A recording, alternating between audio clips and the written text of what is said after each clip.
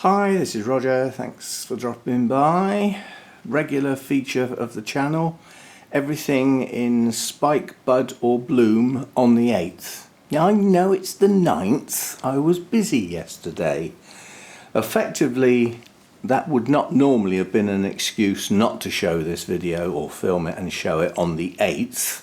But basically the video that I did yesterday, I was keen to get done as close to the event as possible. So that took a long time. We won't be doing that very frequently, but it seems to have worked. I've got some lovely comments on that video. So the effort was worth it. I don't mind putting the effort in if it works, if you know what I mean, if people appreciate it. Anyway, the point of today, we've been starting this one recently in the kitchen where the Phalaenopsis are on the windowsill. Well, as there's only one in bloom at the moment, I thought, well, I'll bring it out here, it'll be easier. And if I put it against the black, it might actually show the true colour a bit better, because we've been filming the Phalaenopsis against the light, and then I've had to electronically fiddle with the lighting and the colours to actually get it watchable.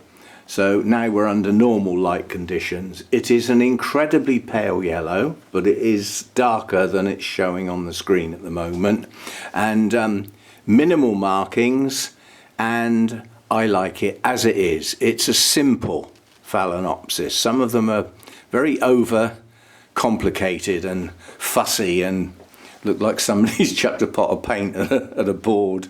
So I like this for its simplicity. Nice markings in the lip, nice clean lines, and a nice colour. So that's my only Phalaenopsis in bloom at the moment. And then as usual we come round here and we have a look for some Restrepias in bloom. We haven't got any. Yes, we have. We've got one. There's one down here. I was looking at this one that's just gone over, but there's one lurking there. So there is one Restrepia bloom. I'll see how close I can get. Normally goes out of focus, but nice markings on this one. And as Restrepias go, it's quite a large one. I'll be putting pop-ups with the plant names. Saves me worrying about trying to remember. And then coming over here, we've got the no ID Dendrobium nobile. Is that a no ID or is that the Sweet Pinky? No, that is the Sweet Pinky. But as I said, you'll be getting a pop-up. That's nearly over now. The one bloom's already fallen, one's fading, the one at the back there. Luckily the one facing us is still okay. Very large blooms on this plant, and unfortunately it's a giant of a plant to go with it as well. It's due a repot now. I'm going to have to try and get it back in the same size pot, otherwise it will be going in a bucket. It's getting so big. And then the only other thing we've got lurking over here, there is one of my, I can't see it from here at the moment. Yes, I can. We've got my Coleogene here, and I don't know at the moment, until this progresses, whether these are spikes or new growths. So we're going to have to wait and see, but I'm going to film them in case they're spikes. By the time we get to next month, we'll know. So at the moment, I'm guessing. But up behind this big leaf here, we've definitely got a bud there. So that one has definitely got a bud. And that's, I've got a feeling it might, I think it was in bloom when I got it, but it faded incredibly quickly. And it was bought as a division to grow on, so it's one of those where, you know, if it had if it hadn't been sold direct to me and I could speak to the person who was selling it, it could have been stuck on eBay as a blooming size plant, when obviously it wasn't a blooming size plant. It was a division with a blooming bulb on it. That's not the same thing, not the same thing at all. So anyway, we've got a bud there. There's nothing else over here. Then we've got our giant black hair type Dendrobium, no ID again. Now this is the plant here. We're looking at the plant. Oh, I didn't realise I was zoomed in slightly. Doesn't matter. So this is the plant, but the buds are over here on the end of that really long cane there. the buds are over here. There's going to be quite a few. So there's buds hiding behind that terminal leaf there, where my finger is. There's buds here, and there's another bud moving here. So that is going to be a mass of flowers on the end of that cane. It's already a plant that's lopsided because that cane shot out sideways, as you can see. And now it's going to get a load of giant blooms on it. So that's going to be fun. And in addition to that, unfortunately not enough to counterbalance it, the other new cane that it pushed up has got a set of buds coming up here too. So don't think there's any lower down on that cane. So that's going to have a mass of blooms in the near future, possibly by next time. If not, certainly the time after. And they last 2 to 3 months, so they'll be around a nice long time. And then coming down here, this is the Cymbidium that's possibly virused, and I'm not going to touch it for that reason because I might want to touch something else. But this is going over now. I'll lower the camera down so that you can sort of get a view of what it might have been like. But that's not really what it looks like because the colours have run in it, which is a sign that they're going to be on the floor tomorrow morning or the day after. So that's gone really. Shouldn't really count that one. Right, coming over here, there's nothing on these shelves. There's only one on this shelf, which is my epidendrum, which has opened a few more blooms since last time. It hasn't dropped any yet, so the blooms that were out on here a month ago are still there, so that's good. And as you can see, in the centre of the cluster there are more buds. Now if this behaves properly, the centre of the bloom spike will continue to grow, and as it grows it will produce more buds. And in a nice strong healthy plant that can continue for quite a long time, to the point where there's buds not open yet, there's blooms fully open, and blooms fading and falling off the bottom of the spike. But mine's not a strong plant, so that might not happen. But very attractive blooms, beautiful colour, and effectively an upside down orchid because the lip is at the top. So that's that one. Ouch, bang your head, why don't you? Right, we'll do the Masdevallias. Now this is 2 separate plants with 2 blooms on each. This one's fading now. These 3 are relatively fresh. So it's 2 separate plants, but they are the same plant. When I repotted it, there was a natural division. Very small plant, but it should grow on. The plant that the other 2 are on is the mother plant. There's quite a few new leaves on there, so that's coming on okay. So none of my paths over here have got anything to do with buds yet. Don't hold your breath.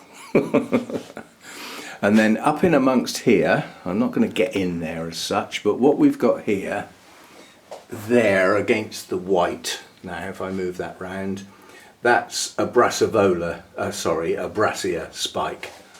Nothing like a Brassivola, idiot. So that's a Brassia spike.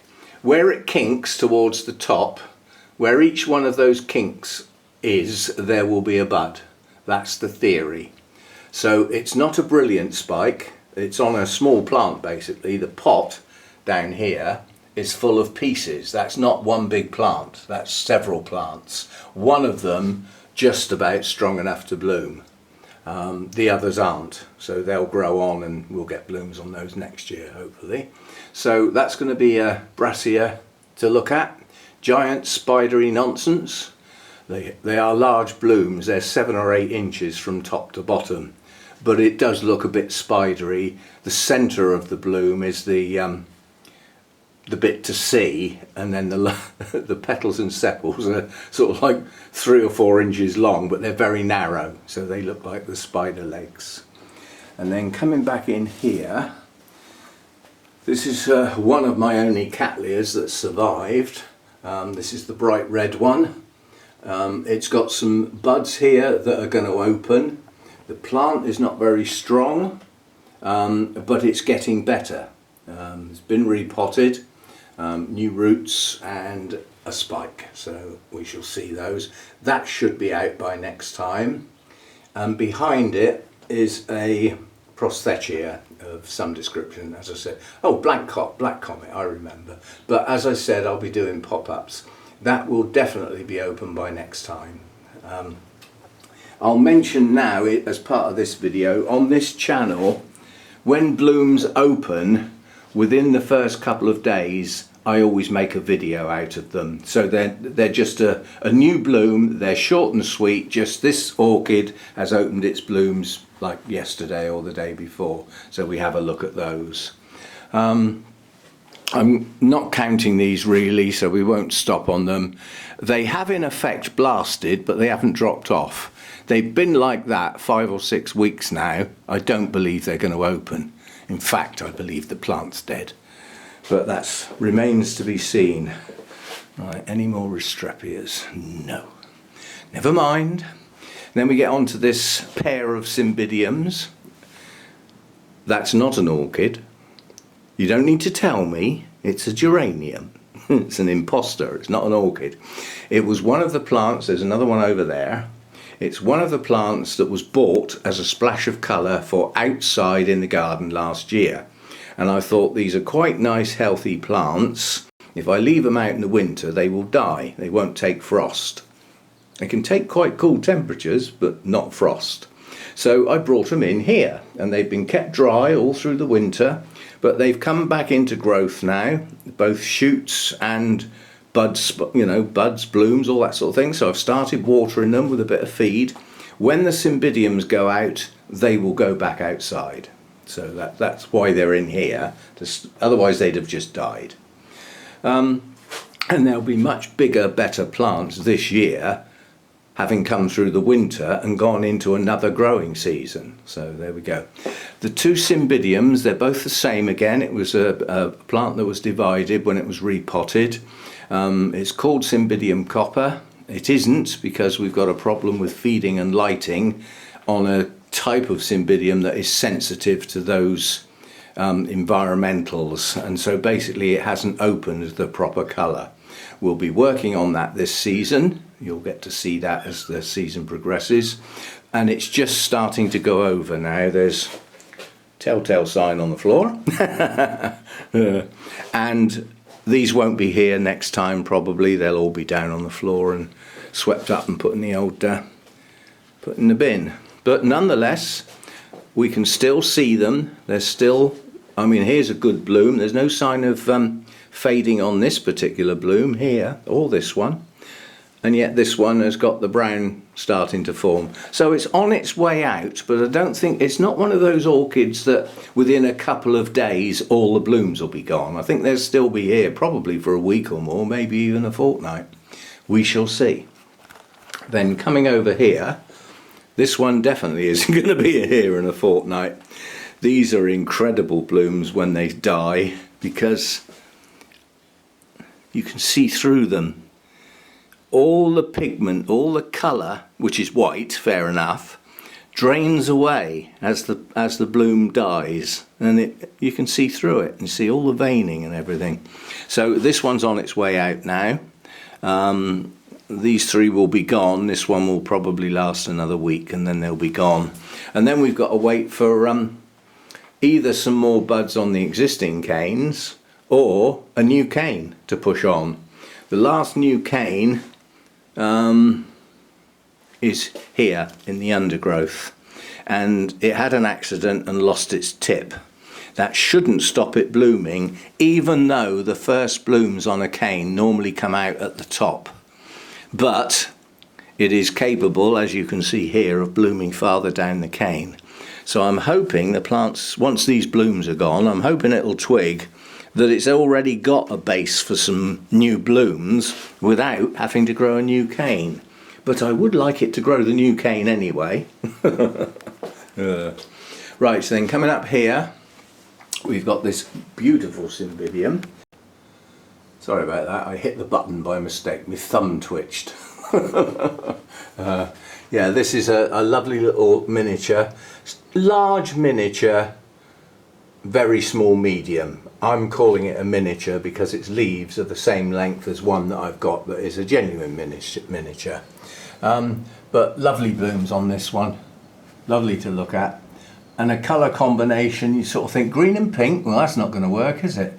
But it's not really bright green, it's a bronzy green.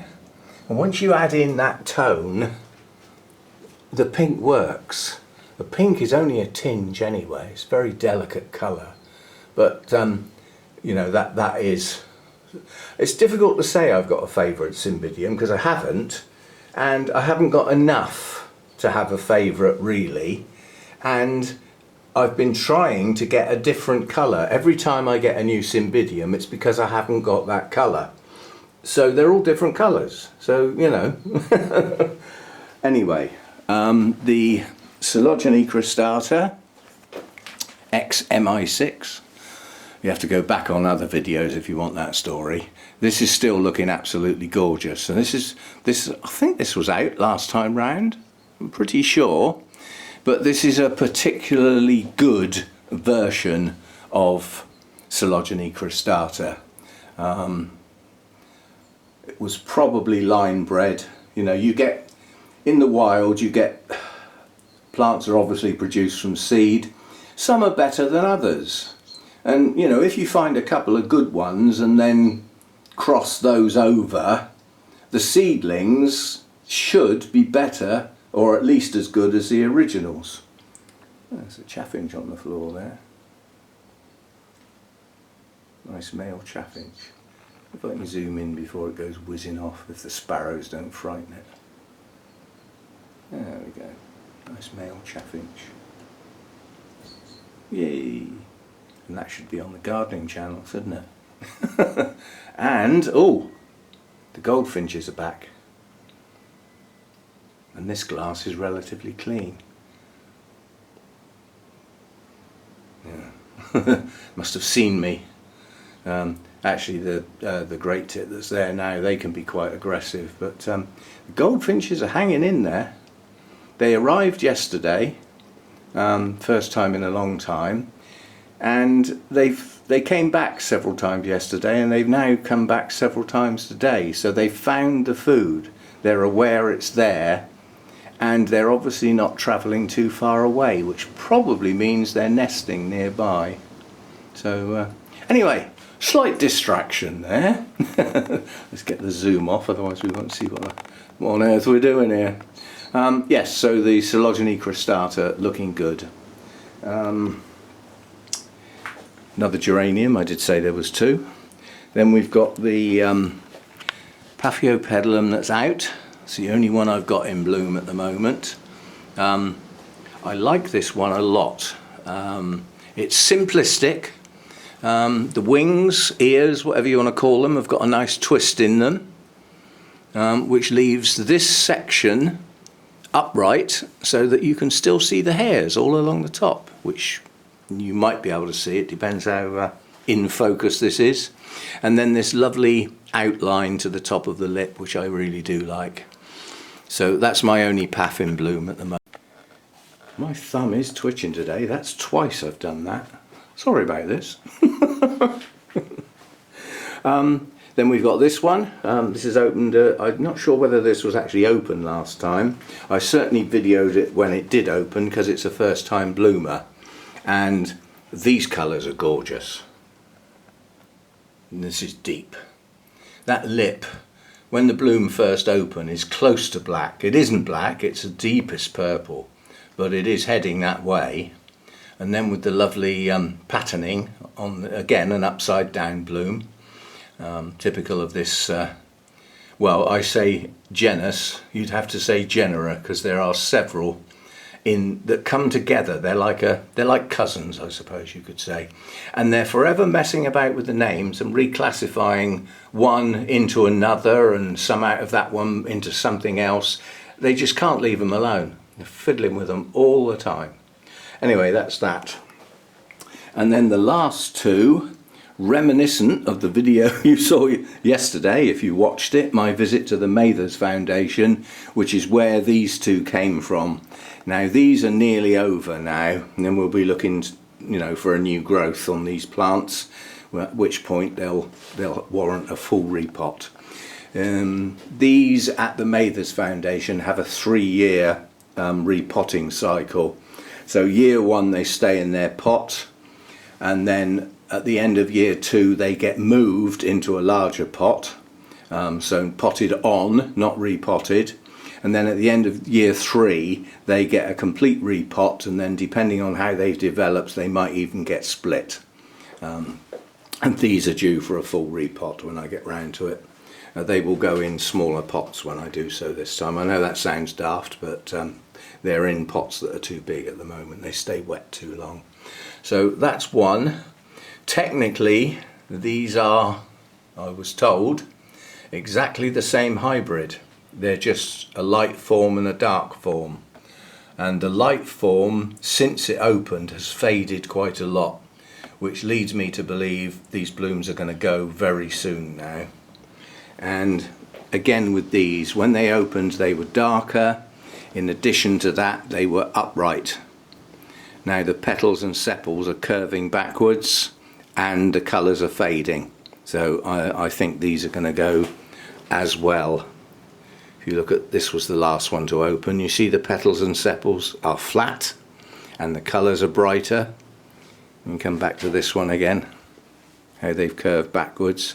So I would suspect not too much longer for these two. So there we go, that's what we've got in bud and in bloom. Spike, bud and bloom at this point in time. It changes. Next time when we come here we'll have lost that cymbidium and both of those. And by the time we get to this time next month, the cymbidiums, it's highly likely they'll all be outside on some shiny new staging, which I've still got to do. It's in pieces out in the carport, and it looks like that one, oh, that bonsai tree's blown over. Well, it has been a bit blowy.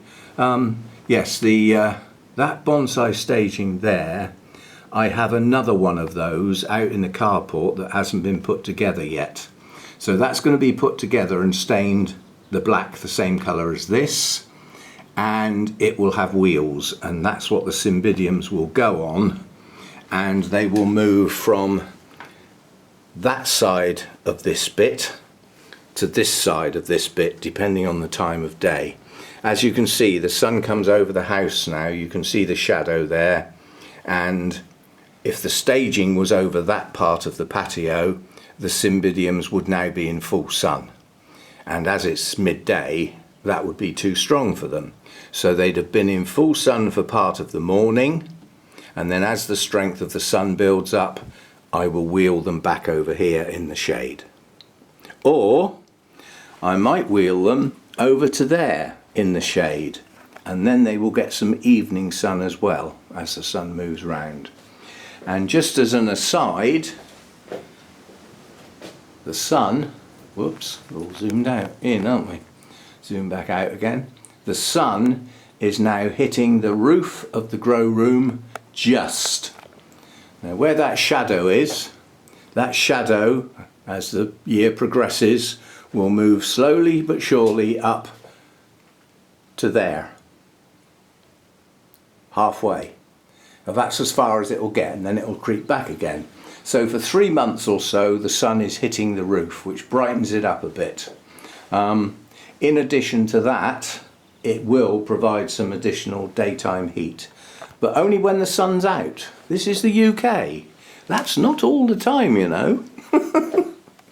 Surprised it's not actually raining at the moment. It was earlier on, it's stopped now.